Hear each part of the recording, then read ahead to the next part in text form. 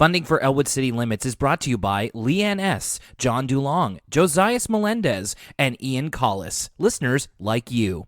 If you'd like to support this podcast, go to patreon.com/Elwood City Limits. Terry Rozier, a more clutch player in the finals than Kyrie Irving? I mean, that's kind of a hot take. The Knicks should trade Kristaps Porzingis? I don't know. Oh! Hello! I didn't see you there. I'm Lucas Mancini of the Elwood City Limits podcast. Welcome to my humble abode. While you're here, I'd just like to remind you that Elwood City Limits is recorded in beautiful Halifax, Nova Scotia, by the ocean. And Halifax, Nova Scotia has their Best of Halifax Awards that you can vote in from June 1st to July 15th. And what do you know? As this podcast is recorded in Halifax, it's eligible for the best podcast from Halifax. All you have to do is go to bestofhalifax.com, scroll down to the media section, and type in Elwood City Limits as your nomination for best podcast. You can even write a little blurb about why you think it's the best. It would be really great if you're a fan of Elwood City Limits to head on down to bestofhalifax.com and nominate us. Thanks! Funding for Elwood City Limits is brought to you by Facebook, Facebook.com/Elwood City Limits, Twitter, @ECL Podcast, Tumblr, ElwoodCityLimits.tumblr.com, email, ElwoodCityLimits@gmail.com, and by contributions from listeners like you. Literally at ElwoodCityLimits.libsyn.com. Thank you. Cha-ching, cha-ching, baby.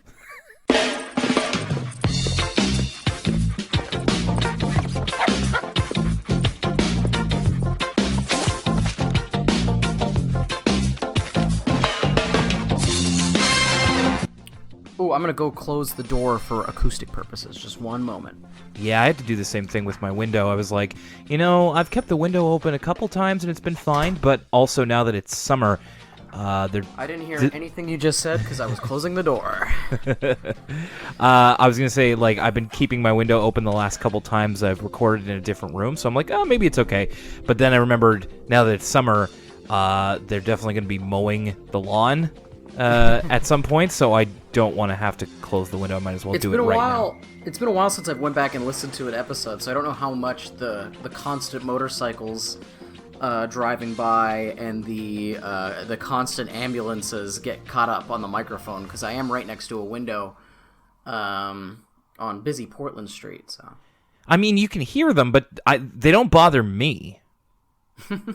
Well, I'm glad that's the case. And I mean, that is our audience for the show. It's not you and me. It's just me. I'm the one who listens to it and edits it. I can confirm that this show has one listener, and it's me. Well, I love it when we do an early morning episode. You just got so much gusto. Yeah, as opposed to being after a workday where I'm like, just let's just get it over with. The episode Arthur. Welcome to our one listener to Elwood City Limits. Welcome me. Thank you, me. Welcome, Will. Hi, Will. Hi. Hi. But just in case anybody else might be listening, I doubt it. Welcome to Elwood City Limits. We're meeting in the early morning once again. Well, actually, it's almost noon.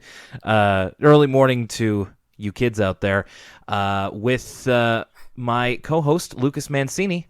Big news, Will. Did you hear the news this morning? It's all the news here in Halifax, Nova Scotia, Canada. Aqua and Prozac are going on a reunion tour, and they're playing the Halifax Forum on September 21st. Oh, really? They're coming here, are they? Tickets go on sale Thursday. So a friend of mine shared that, and I thought it was because they announced they were coming to Newfoundland or something. Yeah. And I was like, oh, that must be it. But I didn't see that they're making a stop here, too. Yeah, they announced that this morning. So I've been listening to Dr. Jones all morning. And can I just say that song, I think the kids refer to it as, that song goes dumb.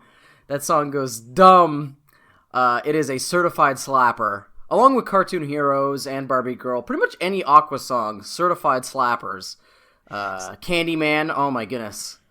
I'm thinking, immediately I'm going to Barbie Girl, but my favorite Aqua song, the one that I actually have on my iPod, It's from. I prefer their second album. Cartoon Heroes and Around the World. Cartoon Heroes was great because the remix was in Dance Dance Revolution, and that song is awesome. Dance Dance Revolution. Also, Prozac, I know one Nitro Rad, one-time guest on the show and maker of the cover art, loves Prozac, so I'm sure he'll be excited. If you're American, by the way, if you're American and listening to this and you have no idea what we're talking about, in the late 90s, early 2000s, there was a band called Prozac, and I don't know, was Aqua big in America? It must have been, right? I think so. Like, I think North America, like for that summer that Barbie Girl came out, they were pretty big. And they're like Europeans. Anyway, they broke big here in Canada. I know that Aqua, Prozac was more of a Canadian thing, but Aqua was also like huge in like 2000 here on Much Music, which is the Canadian MTV. Actually, that's the thing that's got me most interested about this, and what might like encourage me to purchase a ticket is the party gets started, the Aqua and Prozac concert, with a Much video dance. Yeah. I remember those advertisements from when I was much younger. Much younger than the Much video dance. No, I'm excited. I'm gonna get my tickets Thursday. It's gonna be a fun time. I don't think that it is in my budget, unfortunately, but I'm very interested to hear the secondhand feedback. So if you do indeed go, you'll have to tell us all about it. Of course. It kind of fits the theme. Like, these bands would have been big right around this season of Arthur that we're talking about right now, pretty much. Yeah, so absolutely. It fits. It's definitely good homework for the podcast. But I will say this, having listened to a bit of Prozac recently, if you're listening to it in like a modern mindset, these lads can come across as kind of F-boys. You know what I'm saying? Wow. Are you saying Prozac's problematic? No, but I will say it's pretty crazy that the dudes from like they're like from Quebec or Ontario or something, and they just put on a fake British accent. That's pretty whack in the first place. The lyrical content leaves a bit to be desired, but I mean the songs themselves are still, you can get into them. Unlike the lyrics of an Aqua song, which are like masterclass. Absolutely. I mean, if anything, a masterclass in how to not date yourself. Because, I mean, we still got Barbie in 2018. That's true. Dr. Jones still needs to wake up now. All the heroes mentioned in the song Cartoon Heroes. Spider-Man, still relevant. Superman, you know what I mean? Yeah, still relevant. Yeah.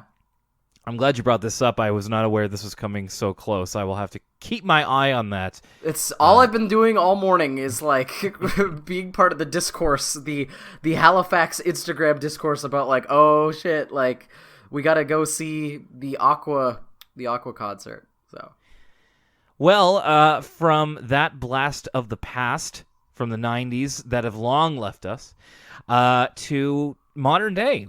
Before we get into this episode of the classic PBS Kids show Arthur, we've got some emails to answer over at elwoodcitylimits@gmail.com. Very, very happy with the amount of emails we've been getting lately, so keep them coming in. Lucas, I'm going to really need your help on this one. We got this first email comes to us from Dylan. He has two short questions. A, my mom is going to Halifax in August with my aunt, her sister. So do you have any suggestions for her on something fun to do while they're there? So think about fun things to do in Halifax in August. In August. So I'm immediately... Does it say where Dylan's from? No, I'm not entirely certain. I think Dylan might be one of our American listeners, but I'm not 100% on that. Because mileage may vary. Like, there's a lot of things in Halifax that can be pretty... unique and interesting if you don't come from another port city. Like, if you're from Boston, it's going to be pretty much old hat. But if you're, like, from somewhere like, I don't know, Arizona, it's like, oh, go see the Citadel. Go see, like, all the things that are unique to Halifax that's because it's a port city. Look at our big, giant suspension bridge. You know what I mean? The Citadel, the waterfront. In August, the Buskers Festival will be going on over here. Oh my goodness, the Buskers Festival. That's on the waterfront, so two birds, one stone. Mm-hmm. There's a lot of really good beer gardens, if that's your sort of thing. Yeah. Also near the waterfront. There is, I mean, ride the ferry. Again, if you're not used to riding a ferry, that's like a big thing for some people. I know that some people get a kick out of that. Go to the Freak Lunchbox, get some crazy candy. Yeah, that's always fun. Yeah. Go see the Wave. There's the big statue of the Wave. A lot of the stuff I'm thinking of is kind of waterfront based. I'm just trying to think if there's anything else. Like while you're on the waterfront, get a beaver tail. If you're American, I'm sure you've never had a beaver tail before. Get some poutine down at Pizza Corner. Make sure you go to Willie's and not Smokes. I know Smokes is indoors, but Willie's has the better poutine. I've never had Willie's, so I've only had Smokes. Best poutine in the city is Willie's. Okay. Go to the public library, the Central Public Library in downtown Halifax. It is a marvel of architecture. I know that there is, I mean, this isn't really a great August thing, but the Museum of Natural History is a pretty cool museum, all things considered.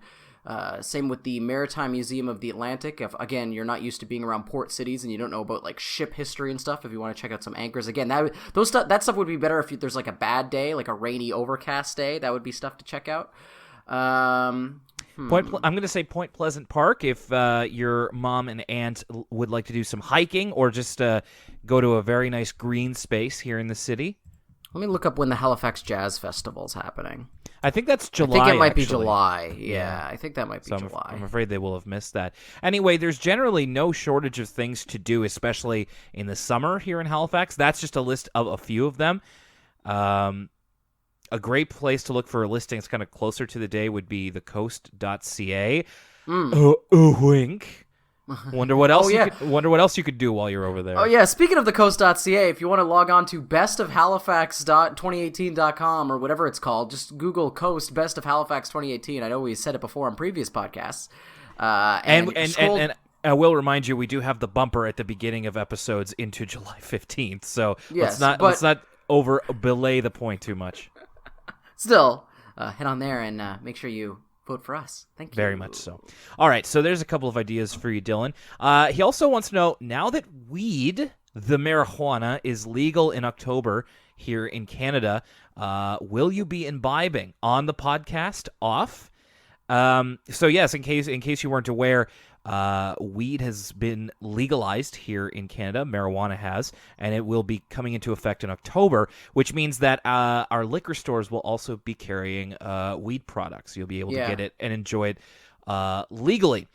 So that's only in Nova Scotia, though. I was reading a breakdown of the province by province rules, and every province, almost every single province, has completely different rules when it comes to marijuana legislation. For instance, like in certain provinces, like I think like Quebec, it is strictly prohibited to consume marijuana outside the comfort of your home, whereas someplace like Manitoba and to some extent here in Nova Scotia, you're allowed to consume marijuana in public spaces.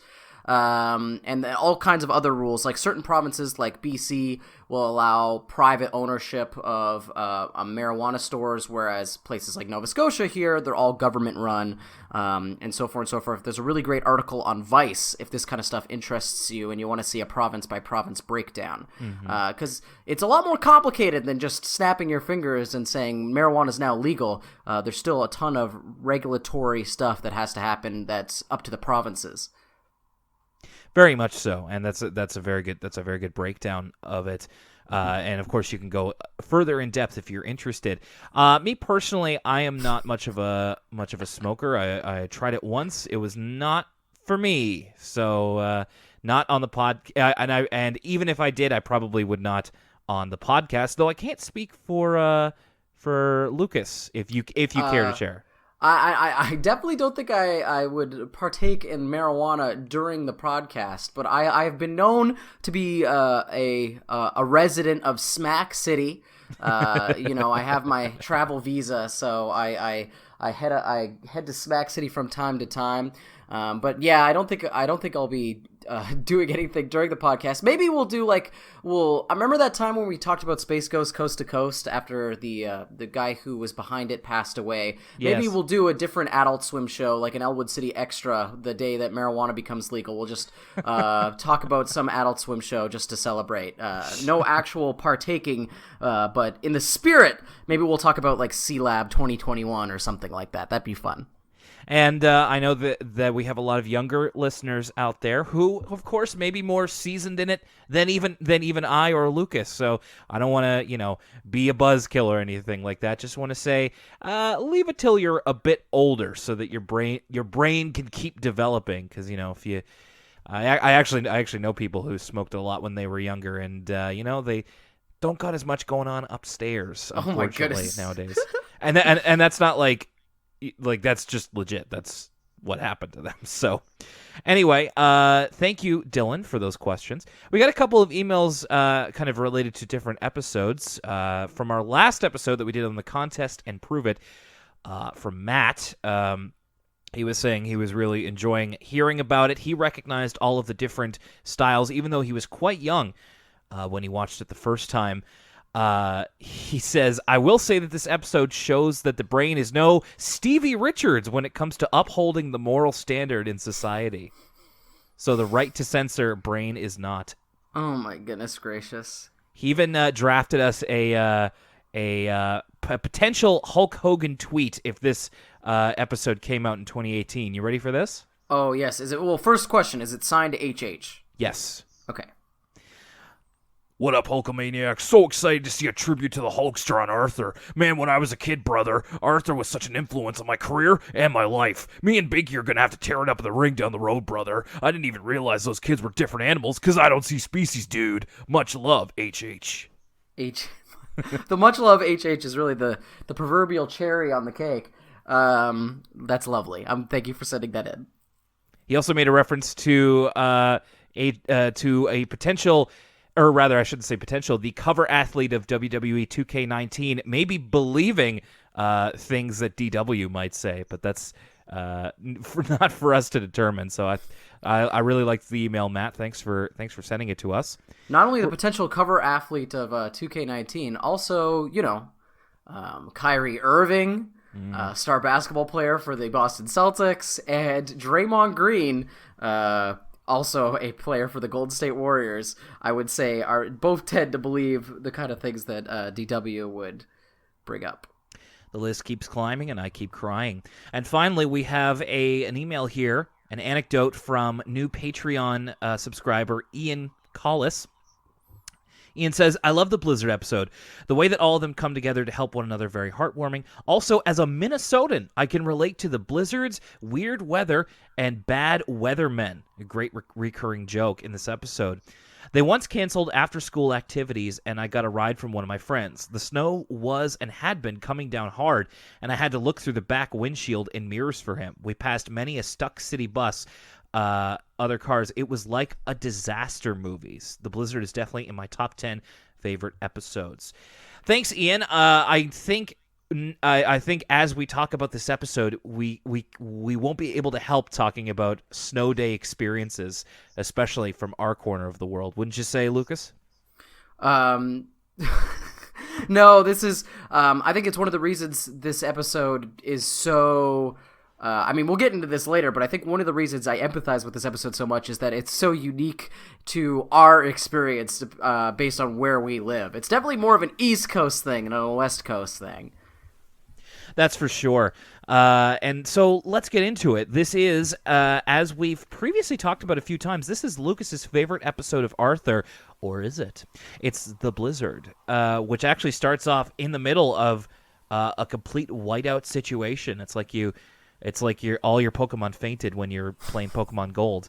And we see a pair of eyes and a nose, and Arthur asks, know what this is? It's a polar bear eating a marshmallow during a snowstorm. It looks like my dog. Yeah, it does kind of look like a dog kind of set of features when you see it, but he's maybe I say that because he's a white Alaskan Malamute, and so he's basically he looks like this picture. He also looks like the dog from the cover of the Criterion movie White Dog, but my dog's not racist, so. What's your dog's name again? Spirit. Spirit, good name. We finally get to actually see Arthur. He's kind of like he's shoveling his way into the frame through snow that is up to his mouth, basically. But at the way he's shoveling it, it looks more like he's chopping through the snow. I actually really like the way this is framed. I know it's very simple because it's almost like an all-white background with Arthur shoveling, and then when DW shows up, she's also the only other visible character. But it almost reminds me of like a Calvin and Hobbes comic or something, and it's not something we normally see in the intros, and it's very like Arthur's very center-framed, almost like a Wes Anderson movie or something. I thought it was a cool way to start the episode. It is very visual. You're right. It does kind of remind me of something like a comic strip would do, or a comic book for that matter. I like your Wes Anderson thing too. That I could totally see that. And this just made me think, like, what are some of the biggest drifts that you've had to make your way through? Because there's definitely been some that have come up to my chest and in my 20s. And keep in mind, I'm like 6 feet tall, so I remember that from a couple winters ago. Yeah, a lot of them I remember, like, later on in this episode, Arthur's dad has a mention about, like, oh, I remember when the snow was over my head, and his mom's like, you were younger than DW when that happened. But I remember, like, a lot of times when I was a little kid, like, there was times where, like, we would make a igloo in a snowdrift and then have the igloo collapse on me, and my dad have to, like, dig me out because I was completely submerged in snow and stuff like that. For all you American listeners, we live in a part of the country where, I mean, it's not like Nunavut or something where it's like snowy all the time, but we have a fairly harsh winter compared to our neighbors in the south. Like, we can, it's one of those cases where if you've ever been to, like, I think a couple years ago, Boston had a snowstorm like this where basically there ends up being so much snow that there's nowhere to put it. And so, like, crosswalks and sidewalks, they basically will have, like, drifts on each side. It's like you're walking in between two walls at all times just because we don't have really a place to put the snow once it builds up that much. This past winter was pretty mild due to global warming. We haven't had one of our really harsh winters in a while, but we're kind of infamous for having our intermittent weather. Well, in fact, when you and I were quite a bit younger, we would have had the blizzard that sticks in my mind is, I believe it was 2004, maybe 5, when we had 4 might have been original Juan, if I know what you're referring to. That's what I was going to say, is that we had a hurricane pass through in September called Hurricane Juan, which is not typical for our side of the world. And then the winter after that, we had a blizzard that was so bad it was deemed White Juan because it was as bad as the hurricane. And the drifts, I'm not kidding you, were like up to the second floor of my house. Yeah, and you talked earlier about Point Pleasant Park. Those two environmental events actually caused permanent damage to, like, some of our national parks that exist to this day. Like, Point Pleasant Park was completely decimated by Hurricane Juan and stuff like that. And I remember my biggest memory of that time was similar to this episode. Just the power being out for 5 days straight and me being bummed I couldn't watch TV. Mm-hmm. And that is where the episode starts, is that there's like a flurry going on outside, and Arthur's excited that it could cancel snow the next day. Even though we get, again, as kind of, I think it was Ian said, the weather guy in this episode, not very good, just said it's going to be a light dusting. They wake up the next day, it's still snowing, and it's also covered. And just gives me a quick little boost of the joy of snow days, those memories. Yeah. Nowadays, to see if the snow day, you just check the school's website. But back in the day, you had to listen to those radio alerts.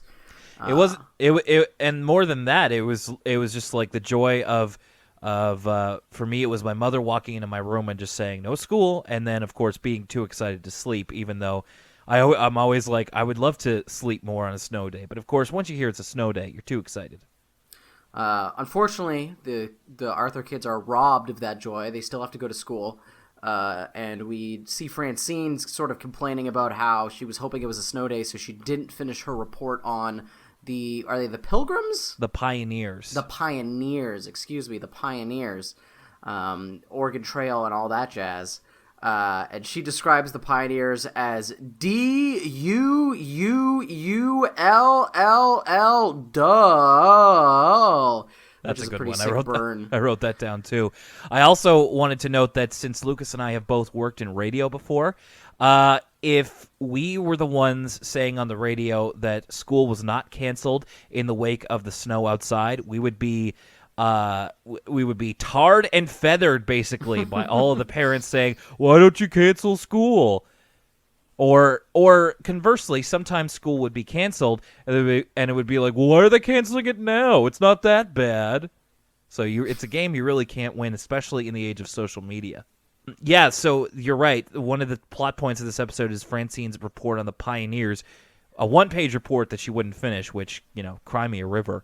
But the power goes out at the school, and Principal Haney declares that they have to close down because the storm is getting worse outside. And Francine thinks this is going to get her out of writing her report, but unfortunately, her punishment from Ratburn is that she has to write a 3-page report while everybody has fun in the snow. But we even get a line from Buster here while he's making a snow angel of like Francine complaining that she has to write a new report of just like, that wouldn't have happened if you'd done your report on time, and he just eats a snowball to the face, which he's totally right.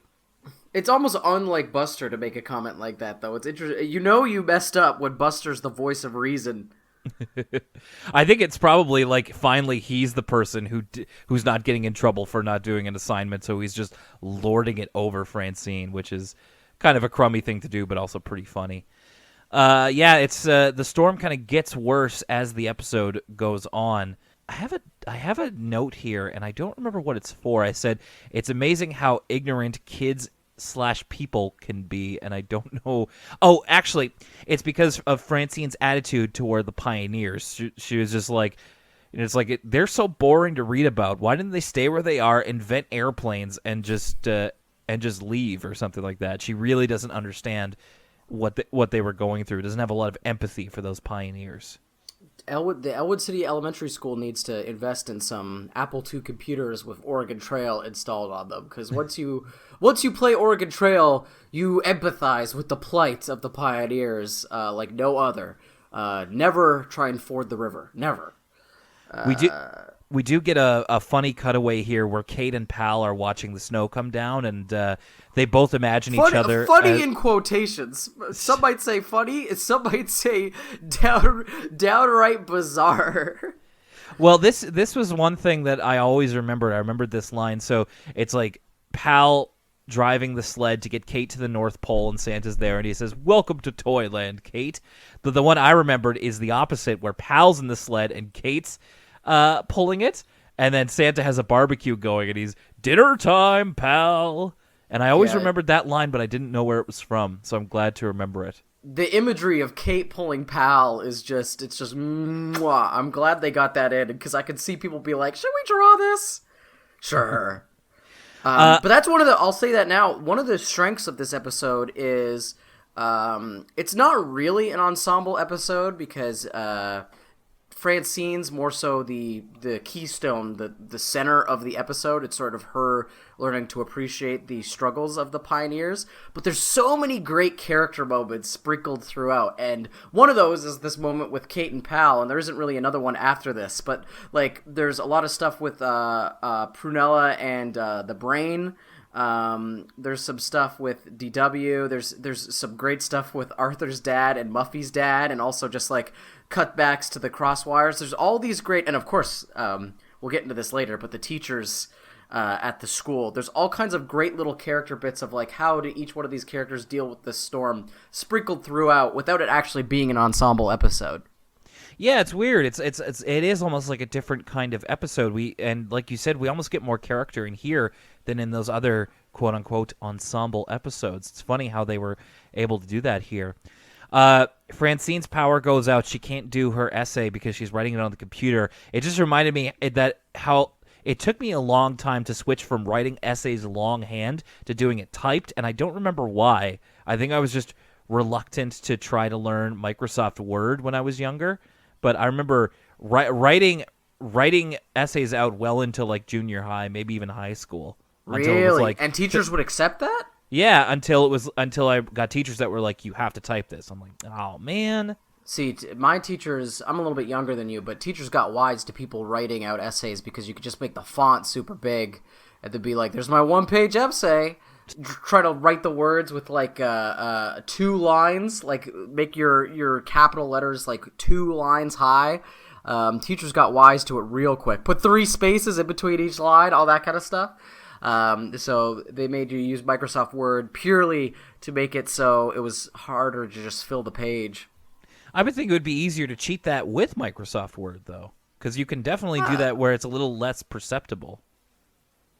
It's true, like, if you want to make, my line spaces are, like, 2.5 as opposed to 2, but you still, like, you could, if you're writing a handwritten essay, it's going to just fill up way quicker than if you were writing it on a computer most times. Like, maybe it's because my handwriting's so messed up and blocky and crazy, but I found that, like, if I was to handwrite an essay and then retype it up, it would go from filling an entire page to being like 3 paragraphs that wouldn't even fill a whole page. There is a bit here where one of the groups we focus on is 3 of the teachers, is Mr. Ratburn, Mr. Haney, and Mr. Morris, as both Ratburn and Haney's cars are like frozen and they're trying to give them a jump start, and Mr. Morris comes out as the storm's getting worse and he enacts janitorial law in order to keep them there, both to keep them safe and because they have to keep the pipes in from accordance with the custodian union.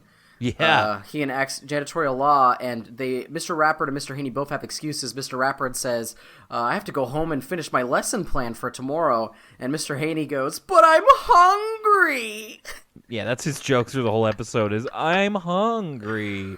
I gotta say, this whole subplot with Mr. Haney, Mr. Rappert, one of the reasons why this is my favorite episode is this subplot with Mr. Haney, Mr. Rappert, and Mr. Morris. Just because I feel like I can't think of another time where we have a subplot that's just adults. Usually all the other subplots involve one of the main kids. I think this is the first adult-only subplot, and it's hilarious. Something about, like, Mr. Haney's character, like, I just get such a kick out of his, like, reluctance, even though he's the principal. Like, he just wants to go home. He doesn't care about the school at all. He doesn't care if the pipes freeze. He just wants to leave. Yeah, Mr. Ratburn cares more about the school. Like, when Mr. Morris tells him the pipes could freeze and they need to help him, he just, like, his eyes go wide and just like, we can't let that happen. Yeah. Like, this storm is no joke. We do get a quick aside here of Prunella using, like, a Ouija board. This is another great moment of, like, and this is a concept that Arthur's been tackling a lot lately, is, you know, the sort of mystical pseudoscience versus hard actual fact. And this is a pretty comical scene where she's using the Ouija board to try and what is she trying to figure out right here? It's like, is it just the weather? She's trying to figure out if the storm's gonna get worse? The snow will stop soon and you will meet a tall, dark stranger. And then so Brain goes, "I'm going to check with the experts, thank you very much." And he turns on the radio, and then we see the radio DJ from the Binky episode with the band Binky saying, "The storm the storm will continue and you're going to meet a tall, dark stranger." And you see that he's using the Ouija board as well to get his results. And also, like, Mr. Ratburn and Mr. Haney are, like, being put to work by Mr. Morris, again, to keep the pipes from freezing, and Mr. Haney keeps saying that he's hungry, and Mr. Morris goes, "I got plenty of beans for us all," which causes the other teachers to just kind of go, ugh. But I was like, what's wrong with beans, man? If you're hungry, and really, beans are not, like, the worst thing in the world. They're not the worst thing in the world, but I guess it depends on what kind of beans. Like, are we talking about some Heinz, you know, molasses, or are we talking about just some, like, a can of lima beans? It's definitely a can. They're heating cans with lighters later. We get a sequence where the freezing rain like, the storm's getting worse and worse. It's switched now from straight up snow to freezing rain, and the background art of the freezing rain is really, really cool. It can be difficult to draw in a cartoon, the difference between snow and freezing rain, because they're just kind of both white stuff coming from the sky, but the way they draw the freezing rain sort of caking everything and everything kind of freezing over artistically is really cool, and I appreciated it a lot. not just freezing over, but like this is when the storm turns like apocalyptic because like All cars, the Transformers start exploding. yeah, like power lines are falling onto cars. The transformer falls down, and then like a bunch of power goes out, and there's like explosions in the sky. It's Francine's nuts. dad almost gets hit by a telephone pole. Yeah, It hits the car next to him, but he almost gets hit. And then we get a line from DW that says, Mommy, Daddy, the town is exploding, and it's very pretty. yeah. It's like, I mean, as bad as our blizzards have been, I don't think it's ever come to that. Although, you know, a blizzard is one thing. Freezing rain on top of a blizzard is just hell sometimes. Just awful. Arthur's parents still have power, so Arthur's dad, thinking ahead, pulls the move of going to the grocery store to stock up on perishables, milk, eggs, and bread. But the shelves are all empty. It's like, have you ever gone to a Costco or something like that before a storm? Well, everybody, or even not even before a storm. I've figured, like, if you go to the grocery store before Canada Day or a day where, like, there's going to be celebrations and also the store's going to be closed for a day, you want to talk about apocalyptic. People are like, the store's going to be closed for one day? I have to go. And, like, people are waiting in huge lines at the grocery stores.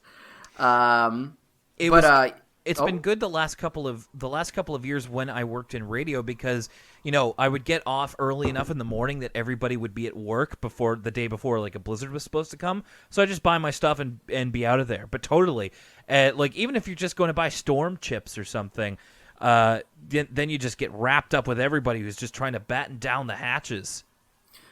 Speaking of getting wrapped up with everybody, so Arthur's dad is trying to get the last loaf of bread. He gets empty-handed because Mr. Crosswire has cleaned the store out.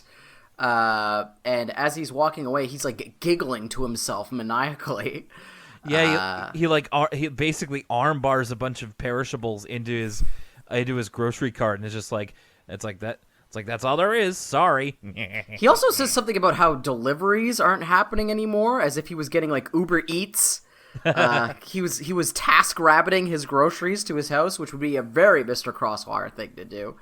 But yeah, I thought this was a great moment of like Mr. Crosswire cartoonishly laughing to himself as he walks away with all the perishables. Yeah, and it's not like he's evil. He's just like opportunistic. We get my favorite 5-minute stretch in the entire episode here, where we cut back to the adults in the school trying to keep the pipes from freezing. And we learn that they're going to have to stay there overnight. They're kind of trying to use these lighters to both warm up the beans and also keep the pipes warm. And Mr. Haney, in frustration, sort of yells to the heavens, "I hate school," which Mr. Rappert is so deeply disturbed by that he sort of jumps up and waves his arms out and says he didn't mean it to appease the gods of school. And then Mr. Haney is sort of emotionally broken at this point, and he goes, "I want to go home. Beans." And this whole sequence, I remember it was funny back then, and it's still funny now. It is so funny to me.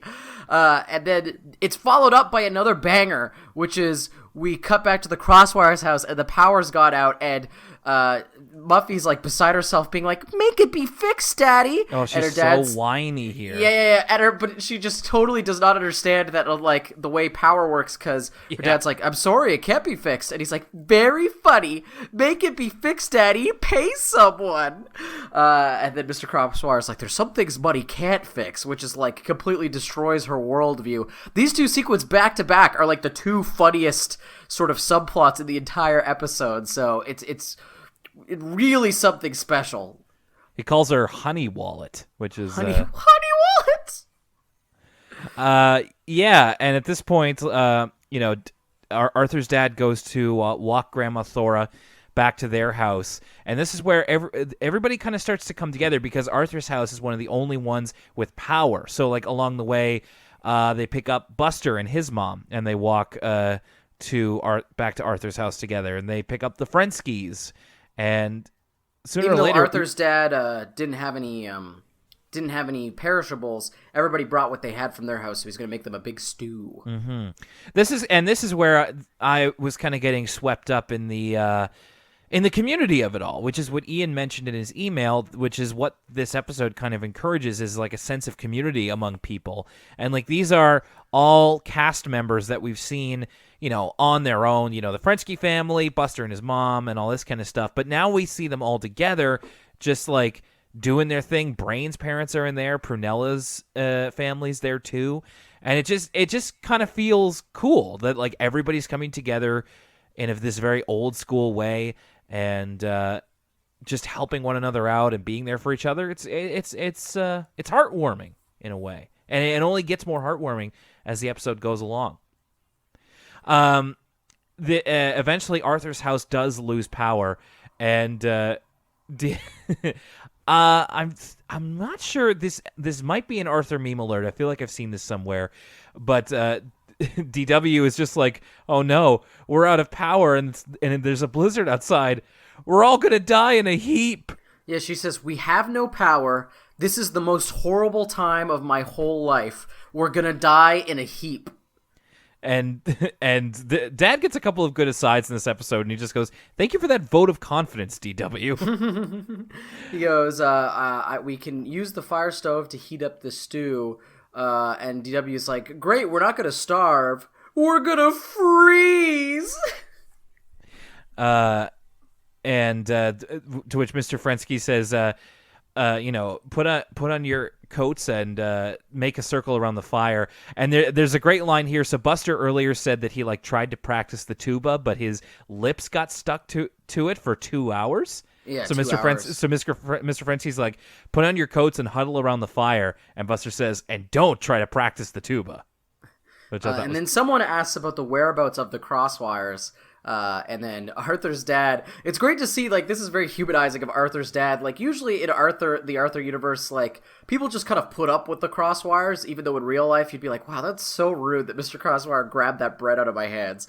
But we get this great editorialization from Arthur's dad sort of being like, the crosswires, they probably figured out some way to stay warm that we couldn't even afford, sort of subtweeting them. But then we get this smash cut to the crosswires literally running around in hysterics, which is just great comedy.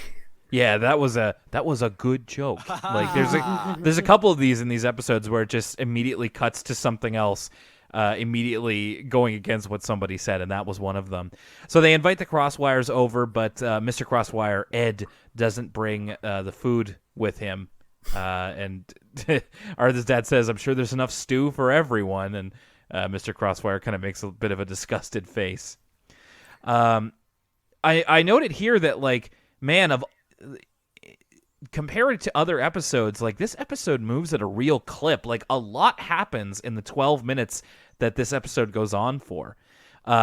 We're starting to enter into a montage here where Francine eventually puts it together that the pioneers are essentially did what they're doing now. They relied on each other.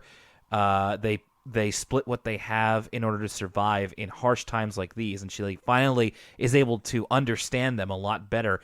And we get a montage of everybody eating stew together, having community, just kind of talking with each other. Arthur's playing the piano and they're dancing, and then eventually we get the next day. Yeah, eventually the snow stops, and everybody shovels out. Then it's they're helping out with the down power line. Mr. Crosswire gets back to his mansion and brings the groceries.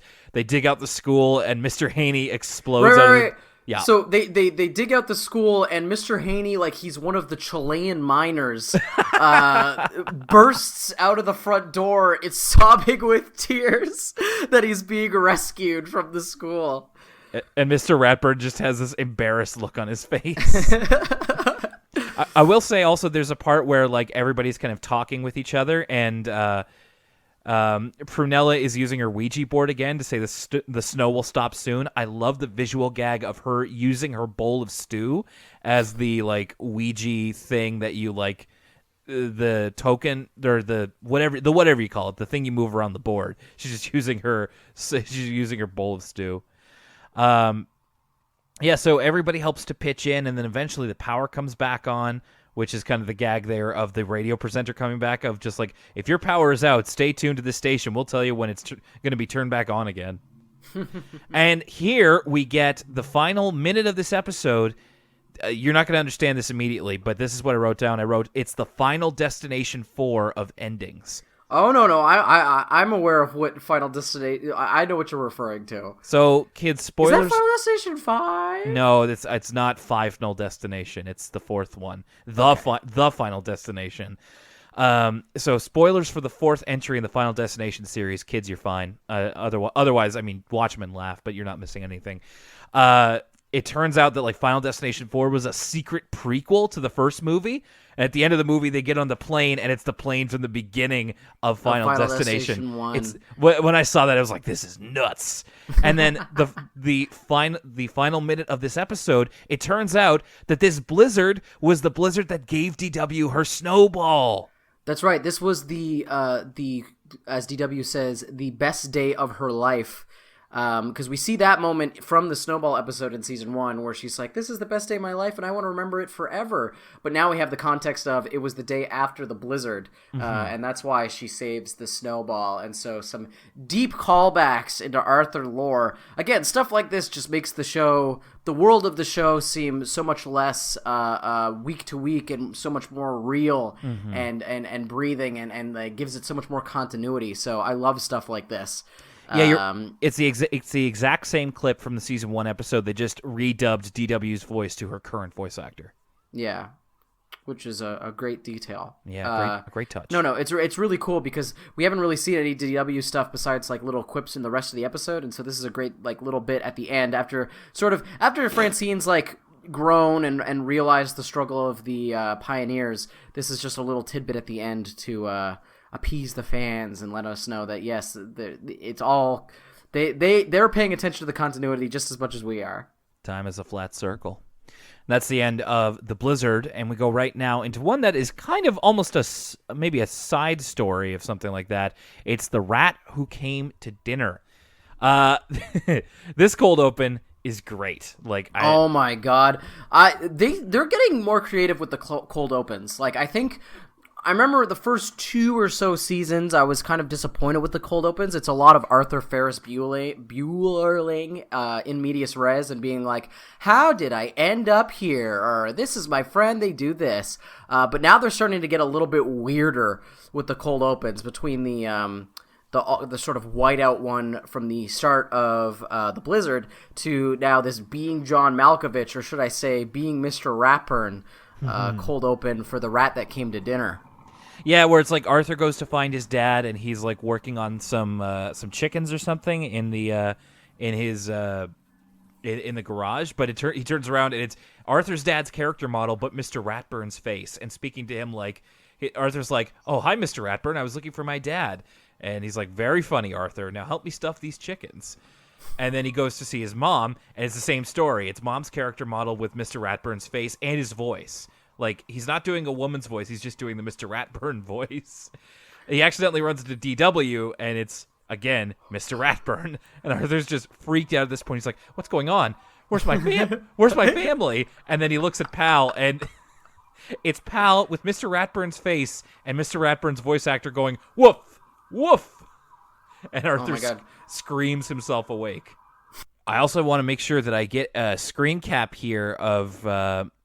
the cold open ends with Arthur being like, it's like something like, isn't it weird when you see teachers outside of school and then Mr. Ratburn comes in and he's like, hey Arthur, if you don't hurry up, me and DW are going to eat all these blueberry waffles that your dad made. And I also want to make sure I made sure to get a screen cap of Ratburn dad entering a room with just his hand in a chicken, just carrying it with him. I know. There's something very Mr. Bean's Christmas about that imagery. The episode starts off with Mr. Ratburn in his house, and we get a big return here. Did you notice? Oh, yeah. What's his name, though? I can never remember his name. It's Gunky. Gunky's back. Gunky's back. A couple things about Gunky. One, he's rocking the overalls. I recently purchased a pair of overalls for myself, so really? Gunky style icon. Secondly, if there's one thing I love, Will, it's contractor humor. And the way they have Gunky be like, yep, so your problem is here. Like, I was rolling. There's few things I find as funny as contractor jokes. So Gunky doing the perfect contractor. Yeah, see, that's your problem. You gotta what you got up there is you got snow on your roof. I'm gonna have to get my guy to come look at it. The quote's gonna be about $2,000. I'm gonna have to order in some parts. It's gonna be another $400, and yeah, but I'm gonna give you a good deal. Listen, you can talk to the guy down the street. He's gonna tell you the same thing. So Gunky sort of gives it Ratburn the deets that he's got snow on the roof, but the roof should hold until the snow melts away. Then he's going to fix it. And of course, in typical contractor fashion, they turn around on their heels, and the roof immediately collapses. Yeah, exactly. And so Mr. Ratburn is needs to find somewhere else to live for a little while. We cut back to Arthur at his house. He is watching one of his favorite shows, Dunce Patrol, which is literally just a single static shot of three hip 90s 20-somethings who are just looking at each other going, duh, well, duh, duh, well, duh. And Mom comes in and says, that show is so dumb. This was great. This is just like a fun little, like, the mom saying that show is so dumb, and then Arthur being like, it's fun to kick back, watch some dumb guys, and not think of Mr. Ratburn all weekend. I think the Dunce Patrol would probably drink a lot of OK Soda. Do you remember OK Soda? I don't. You should Google OK Soda. It was a failed soda brand trying to appeal to Gen Xers. And it had a very, like, the whole vibe was like, oh, who cares? Buy the soda, don't buy the soda. It's okay. It's okay soda. And I feel like the Dunce Patrol would be way into it. Well, and of course, capitalizing on the fact that back in the 90s, duh was a lot more popular than it is now. Now, duh is just kind of a word.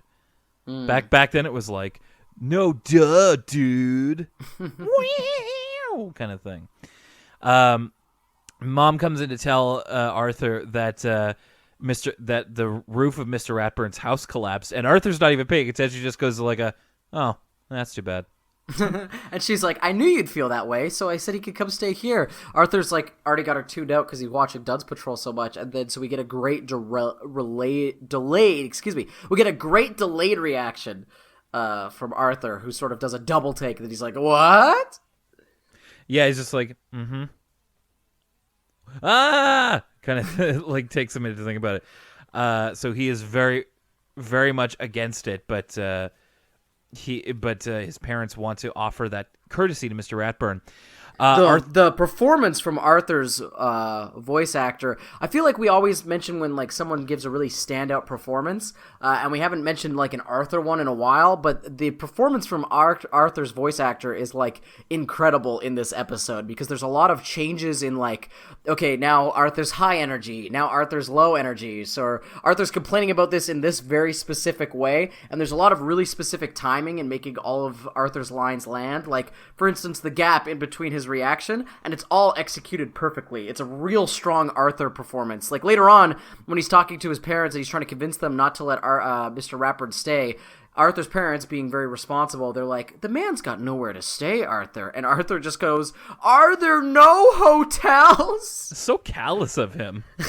He's just incredibly freaked out by his teacher invading his personal space. He's just like, he can't. That's right. Touching my stuff, drinking from our cups. And then later he's talking with Buster, and Buster is with him, like in being disgusted. He's just like, it's like there has to be like a separation between school and home, and Arthur sees that as like infallible. And this is my favorite joke of the whole episode. He just goes, of course my parents will have to understand. Immediate cut to him in his basement. How can you not understand? Like, I cannot do it justice. It's very visual and timing based, and I kind of ruined it there, so you have to go back and see it for yourself, but it was hilarious. Arthur's logic here is also, it's very, the two Georges, Relationship George and Friend George from that episode of Seinfeld, where George's girlfriend starts hanging out with Elaine, and he's like, worlds are colliding, they can't collide! Well, and Arthur even says, it goes against nature.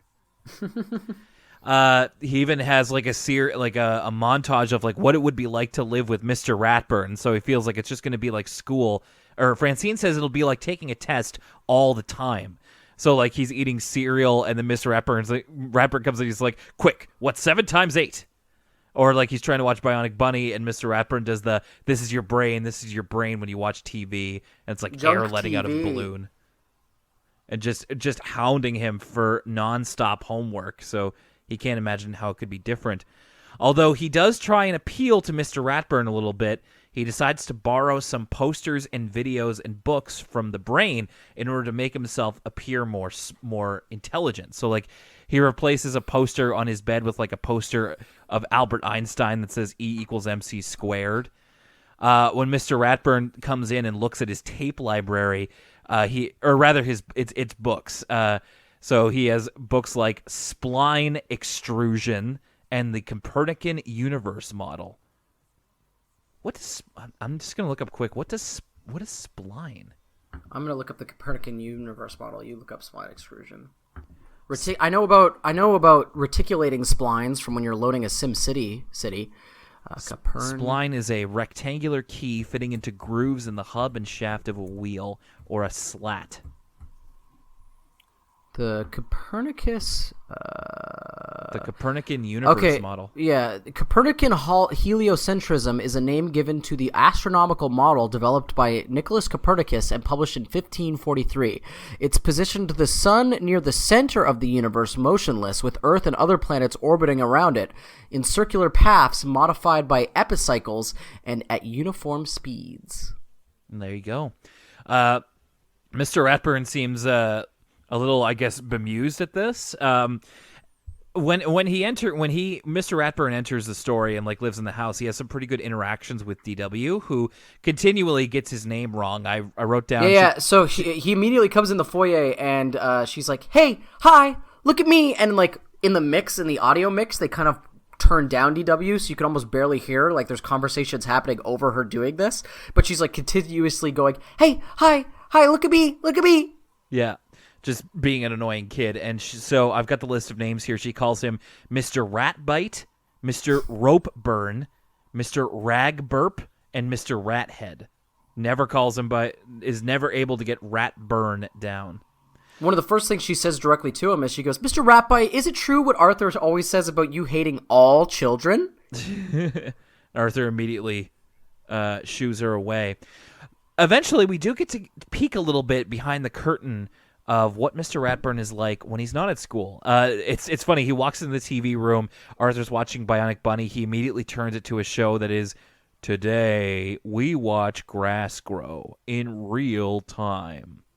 As if I wonder if there is a YouTube stream right now that's watch grass grow. I'm going to type in grass grow and then I'm going to search by live on YouTube, because I guaranteed in the current world we live in of 24/7 hip hop beats, there's got to be a grass growing live stream. Grass grow. Let's see, and search by, filter by. Oh, okay. There's a video that's 10 hours of grass growing. That doesn't surprise me. I'd say the 10 hours one is probably easier. So there's no live stream right now, but there is if you want to watch grass grow. There is a 10 hours of watching grass grow video that was posted 4 months ago. Apparently, it is a sequel to a video of paint drying. Okay, because of course there is. Mr. Ratburn has an interaction with DW where she's like, so the school roof fell in, and he's like, "No, the roof to my home." And she's like, "You're a teacher. You live at the school." And he says, "Teachers don't live at school, DW," which prompts the world seemed so simple before this moment. Just Mr. Ratburn he's wearing his plain clothes. He's not dressed in his patented green suit and brown khakis. He gets to see right a costume change. He dresses like Mac DeMarco. Okay. That's the closest style comparison I can make, with his stonewashed jeans and his gray gas station t-shirt tucked in with a black belt. He just kind of looks like Mac DeMarco to me. Okay. So Mr. Ratburn says to Arthur, "I thought you might enjoy watching one of my favorite videos," and Arthur thinks it's going to be a very educational experience, but no, it's actually the Arthur Universe version of Scooby-Doo. It's called Spooky Poo. Which is basically like if Scooby-Doo were a kangaroo. They even have like a knockoff of the Scooby-Doo Where Are You theme song, which is actually pretty close.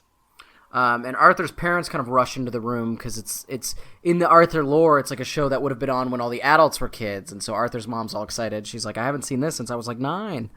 And I loved this at the time when this episode aired because that was when Teletoon was first starting out, and they didn't have enough original programming to fill their blocks. So at 6 o'clock and 6:30, that was when Scooby-Doo was on, and I watched that every day, and I loved it when I was 10 years old. And so I remember watching this and being like, oh, Arthur and Scooby-Doo, my worlds are colliding. We get this actually great montage of just like how Arthur slowly finds out how Mr. Ratburn is a person. Like they're just watching Spooky Pooh. He shows Arthur how to do a magic trick. Arthur's dad bakes a cake for him, and of course that capitalizes on Mr. Ratburn's well-known, well-documented love of cake. And yeah, another great callback of like, I love it every time whenever Mr. Ratburn delivers the line of cake.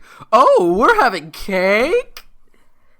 So it really, this episode fleshes out Mr. Ratburn in a way that I love. He's just kind of like this quirky guy who genuinely loves education, but he's also like a normal sort of guy. Like there's a point where Arthur just goes, oh, he watches cartoons, which is funny today because it's like it's way more acceptable for an adult to like watch animation, but back in the day, and especially when you're young, it must seem like earth-shattering.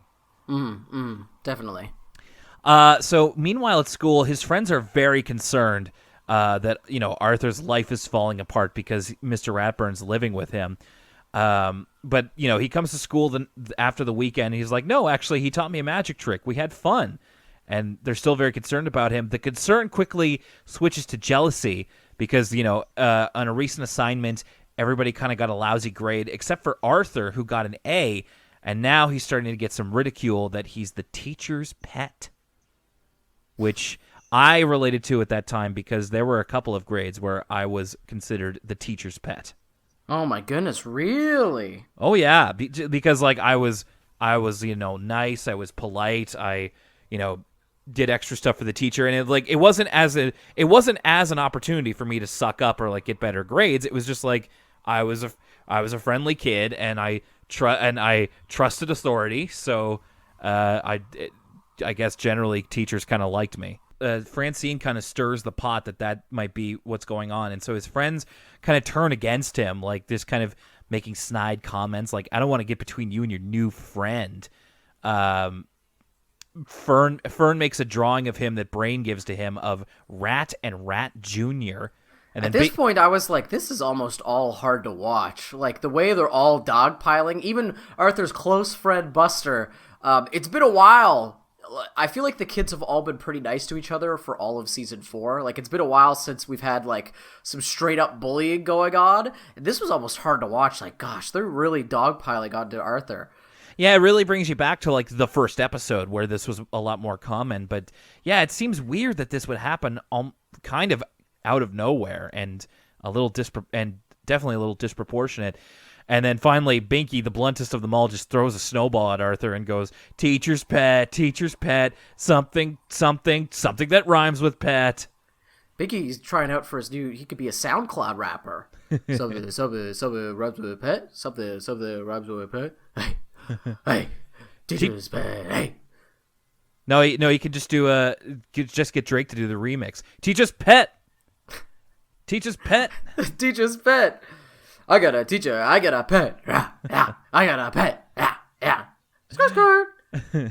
But you know what? Arthur does a really mature thing that I did not expect him to do in this situation. Usually in previous episodes where we've sort of had everybody v. Arthur, Arthur kind of tries to deal with the situation himself, but he does the really responsible adult thing, and he immediately brings it to his parents. He shows them the picture, you know, he sits his parents down, they're concerned, and they sort of try and talk through the situation with him, which is not really something we've seen him do in terms of like dealing with awkward social situations with his friends. So it was good to see that, even though he doesn't really heed their advice. It's an interesting exchange because his parents try and help him the best they can and be like, you know, just wait it out. They'll move on to something else.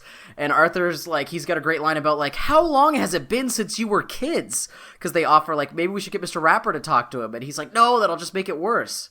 Really interesting conversation. Yeah, you're right. You don't normally see this because, of course, when Schoolyard Matters, it's normally discouraged to talk to your parents about it. But that is the first place that he goes, but probably because he's got nobody else to talk to about it. Thankfully, he does talk to somebody, which eventually involves Mr. Ratburn, because I like this quick little gag of just like, he comes in, he says, "I couldn't help it over here because DW gave me this juice can and told me to listen." Then Arthur looks behind him and sees the other end of like a can on a string. So, Arthur kind of lays it out there of just like he can't have Mr. Ratburn talk to him.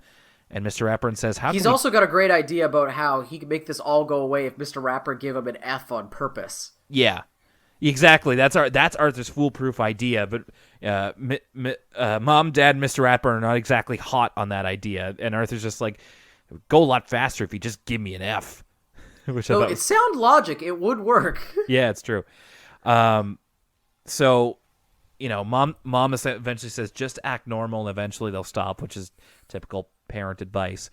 But not really a solution comes of this until the next day, when Arthur is still getting teased in the cafeteria. Mr. Ratburn comes up to him and he says, "Arthur, thank you for letting me stay at your house, but I'm actually not going to be staying there anymore. I want to be closer to the school, so Francine's parents have asked me to stay with her. And then after a week with them, I'm going to be staying with Binky's family. And who knows, maybe I'll stay with Buster's and Muffy's." And just kind of leaves them with that lingering threat. And we even get like a repeat of the line from earlier from Binky where he's like, "Mr. Ratburn in my house touching my stuff." And everybody immediately goes to Arthur just like, "What was it like? How can we deal with it?" And then Arthur's suddenly in the position of power and decides to be nice and gives him some advice on what living with Mr. Ratburn's going to be like. And that's the end of the episode. All right, I'm very curious to know, Lucas, The Blizzard, still your favorite episode or not? I would say so. The thing about The Blizzard, that there's lots to love about it, but we touched on it very briefly earlier. I think The Blizzard's a very special episode for me personally because of where we live and because this sort of thing happens so often. I have so many memories of the actual power going out and the sort of communal aspect of everybody sort of counting on each other in a way that they don't usually, where it's like, oh, you call your friends or your family and be like, who still has power? Let's all go to their house. Let's all pool our resources together and depend on each other. And I think that's a unique touchstone to places like where we live, where we experience harsh weather. And I think it's it is something where we are together through adversity. It's something that brings people together who live near each other as a collective that's really, really special about places that experience winter. And so I think an episode touching on that sort of community aspect is so special because it's not something I see in media a lot. But then the other things that make this episode really special are just like this episode, there is not a wasted scene or a wasted moment of dialogue. It does my favorite thing. You know what? This might be a little bit too much of a stretch, but this is just how I feel. One of my favorite TV shows is The Wire. And the reason I like The Wire so much is because there's not really a main character. The city of Baltimore is the main character. But we still, every single moment in The Wire either teaches you something new about one of the characters or makes them feel more real, gives you a new piece of information. And The Blizzard's like that, where it's an ensemble episode, but it's not a frivolous ensemble episode, because we see all these quick character moments of characters interacting that we don't normally see, like Brain and Prunella or the adults, but it either gives us a moment of comedy or it teaches us something new about those characters and how they react in certain scenarios. We have so much good characterization even with the crosswires and with a brief moment with Pal and Kate. And all of that stuff also ties into the overall theme of the episode, which is it's Francine sort of learning the plight of what it meant to be a pioneer and what it meant for community and working together as a collective. So all of those pieces come together to make a great whole. It's super not boring at all. Like you're glued to the screen. It's the best Arthur has to offer in terms of comedy, in terms of writing, and actually delivering upon its moral without it being a really like over-the-top after-school special moral. Like everything, it just plays like a great show. It doesn't even play like an episode of children's television. So I really, really do get a kick out of this episode. And if it didn't have any of that stuff, it's worth it being a favorite just for the Mr. Haney, Mr. Rapper, and Mr. Morris stuff. That stuff's hilarious to this day. Some of my favorite comedy in all of Arthur. And it wraps up at the end, if you're a fan of Arthur lore, with that stuff with the snowball at the end, which I'd completely forgotten about. That was a fun treat at the end of the episode. Well, I'm glad that it stayed that way for you. And if you're going to pick a favorite episode, this is a good one to pick. I really like this too. Pretty much for the reasons that you mentioned, and it was actually nice to kind of see it from your perspective, because you're the one coming into this with a lot of feelings on this. For me, it was just kind of experiencing it after a very long time. And I agree. I really like the Arthur episodes that move at a clip. Especially ones that involve a lot of people. And this one definitely doesn't waste your time. It's special to us, as you mentioned, because of where we live and the experiences that we've had. But I think it's something that you can get something out of no matter where you live.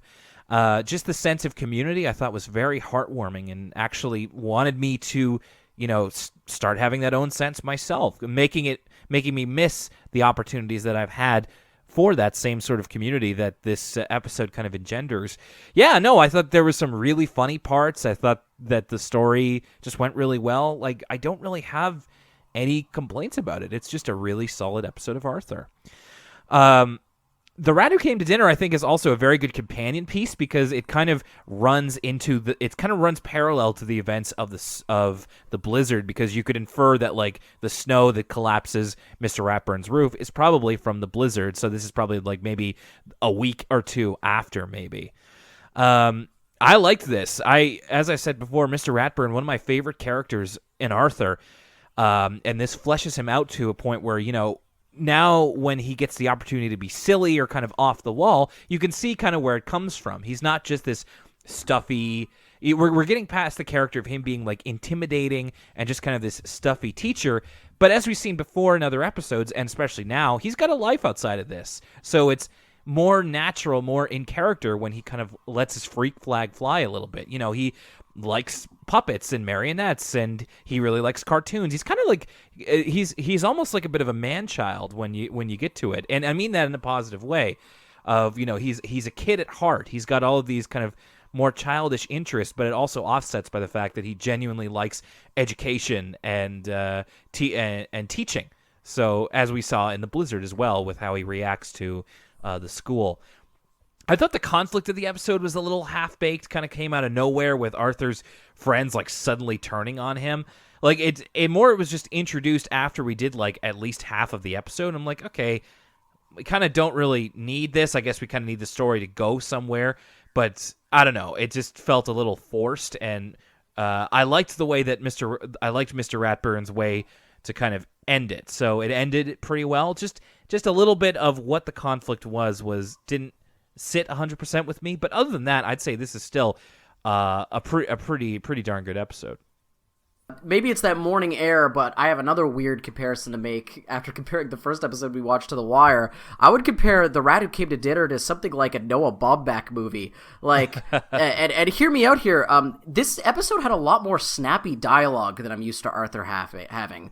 Like, this was a very dialogue-heavy episode of sort of Arthur, Mr. Ratburn, and DW all kind of almost talking over each other, and it really works. There's lots of, like, good writing in this episode, like specifically that sequence when Mr. Ratburn first comes to the house, and it's a very like Noah Baumbach story of like, oh, here's this authority figure or this character that's not normally living with a family, and now they're living with a family, and how does the family deal with that? And it's sort of DW's talking under everyone, and Arthur's sort of dealing with the like his perception of what Mr. Ratburn would want, and they're all kind of talking to each other. And I thought it was a unique vibe for an Arthur episode. But yeah, a lot of those really dialogue, there's not a lot of visual humor. It's all like dialogue-based humor in this episode, and I think it all really hits well, and it's effective of that. And I see what you mean about, I think that the major conflict of the episode of all the kids almost bullying Arthur seems so out of place because it's been so long since we've had a story like that. Like, I feel like we're past the point where it's acceptable for,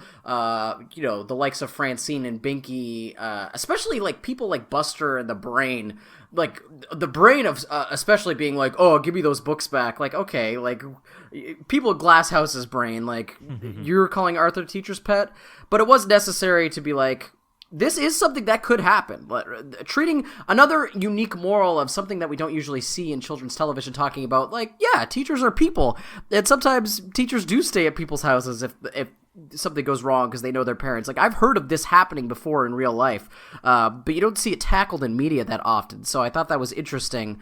But I agree with you. Like, they are a little too harsh with Arthur, especially when they're drawing Arthur, Mr. Ratburn fan art, where he's like the little Rat Jr. That's just mean.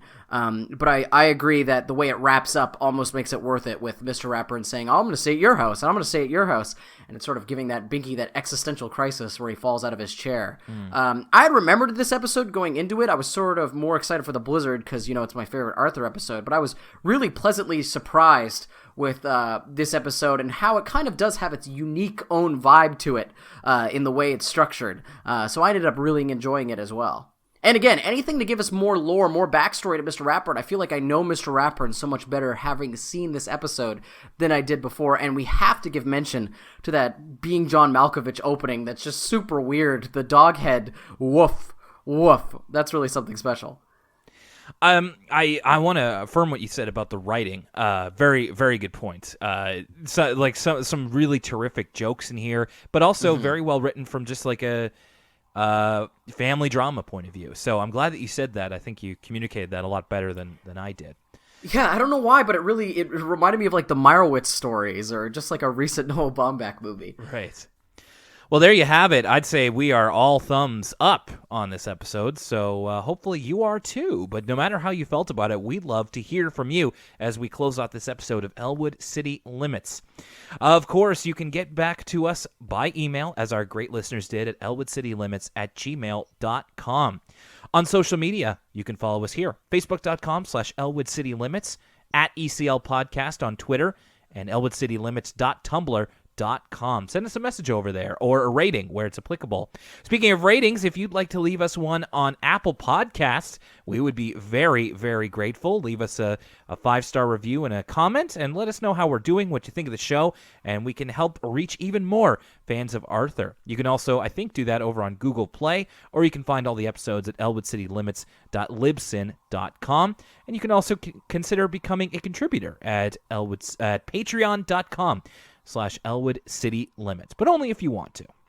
All right, that's our episode for today. Coming up next time here on Elwood City Limits, so this one is going to be interesting. I know at least what one of these are, but let's see if this sparks any memories in you, Lucas. We're going to be talking about DW Tailspins, and Prunella gets it twice. I don't know what it is, but she's getting it twice. I really like the theme song to Tailspin, like the cartoon. Oh, Tailspin. That's a good one. So we'll see if maybe Launchpad McQuack will make an appearance. We'll see if we can work that in somewhere next time here on Elwood City Limits, the episodic Arthur podcast. Thanks again for joining us and for letting us be a part of your week. This is Will Young, and for Lucas Mancini.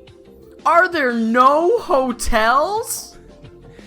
We'll see you next time. And since you mentioned The Wire, if you walk with Arthur, he'll save your soul. You gotta keep Ratburn down in the hole. Oh my goodness. Can't wait to rewatch The Wire. See you later, guys.